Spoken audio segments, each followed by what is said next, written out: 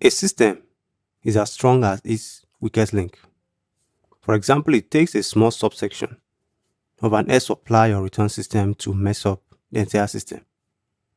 Previously, we sized the ducts and pipes based on design parameters like velocity and friction using the duct sizing tool. We also used the check system to ensure the parts were connected appropriately, both physically and logically. Then you have the system inspector in Revit, which enables HVAC engineers to closely examine all the sections of their HVAC designs and use information to enhance project functionality. And that's our focus in this video. So start by opening the file using the previous video or the file system inspection in the chapter 4 exercise files folder. So at this point, launch Revit. Navigate to exercise files. From the chapter 4 folder, open this file system inspection, which I have here open. Then open the ground floor HVAC plan. Next, select any element in the supply air system of the guest zone, and you should see the system inspector in the modifier ribbon. Now, if this tool doesn't show up, it indicates that the system is faulty. And in that case, you should use the other system analysis tools we've explored previously to identify and resolve the issue. So go ahead, click the button, and this will take you into the system inspection mode. Next, click inspect to begin inspecting the system. As you hover over different part of the system, the inspector displays such information as the section number, the flow, the static pressure, the pressure loss, and whatnot. Also, when you go to air terminals, it will add more information like the total pressure and the excess pressure at that particular terminal. And of course, these values change as you hover over different parts of the system. The inspection also reviews the critical part in a system, which is the part with the highest static pressure, and this is typically shown in red. In the previous video, we used the system inspector to configure the external static pressure of the fan coil units, if you recall. So another application of the system inspector is damper placement. So when we inspect our system, we can use the excess pressure at the air terminals to size balancing dampers, which help minimize noise in systems and deliver the right airflows across the systems. So when you look at this, we have this is the critical part. So these two air terminals have excess pressure. So we need to place balancing dampers. I need to do that across the entire project wherever we have any excess pressure. So for us to get started on that, we will close this inspection. Then we will go to systems ribbon and activate duct accessory from the HVAC panel. Now we don't have the balancing damper yet in the project, so we'll click load family and navigate to the out of the box folder. We'll go to ducts, accessories, dampers, and we'll choose balancing damper rectangular and bring it into the project. Now for this particular system, we already know that we need to place two dampers beside these two air terminals. So but before we do that, we might want to resize this damper a bit. So I can go to edit type and change this to say 100. Then I can place the two dampers and the branches next to the air terminals.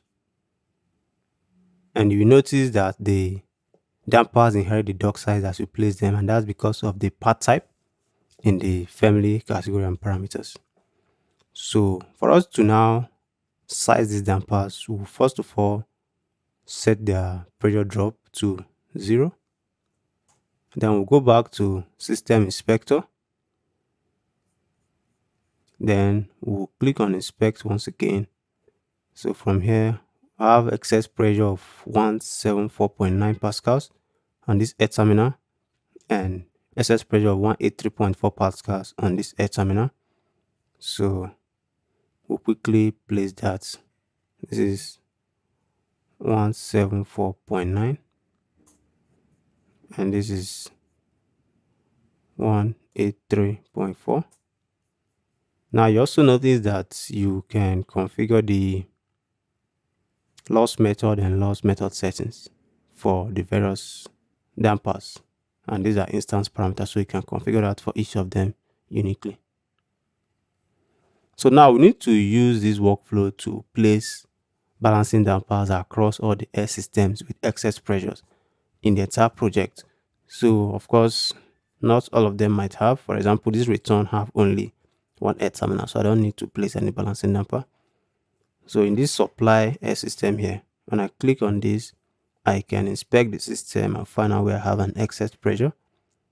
I click on inspect, and already I can see that this is the critical part. So you can see that the excess pressure here is 0, but in this one you have excess pressure of 18.7 pascals.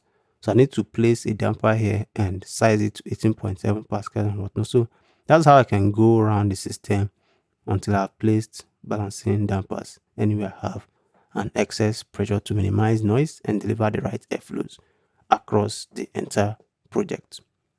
Now, another application of the system inspector is hydraulic separated pipe networks. But for this to work, you must enable calculations for closed loop hydraulic piping networks from the mechanical settings. So you can go to the system HVAC here and click on this launcher, and from the pipe settings calculation, make sure to enable analysis for closed loop hydraulic piping networks. Otherwise, this might not work. Now, to show you how this works, if I open this ground floor HVAC plan, now for this zone, the anti-lobby, these 4 pipes supplying the fan coil units can actually serve as a secondary loop.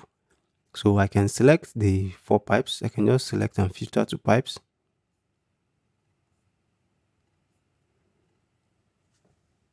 And then once you have a pipe that can serve as a secondary loop, you see this hydraulic panel will come up, and from here you can click on add separation.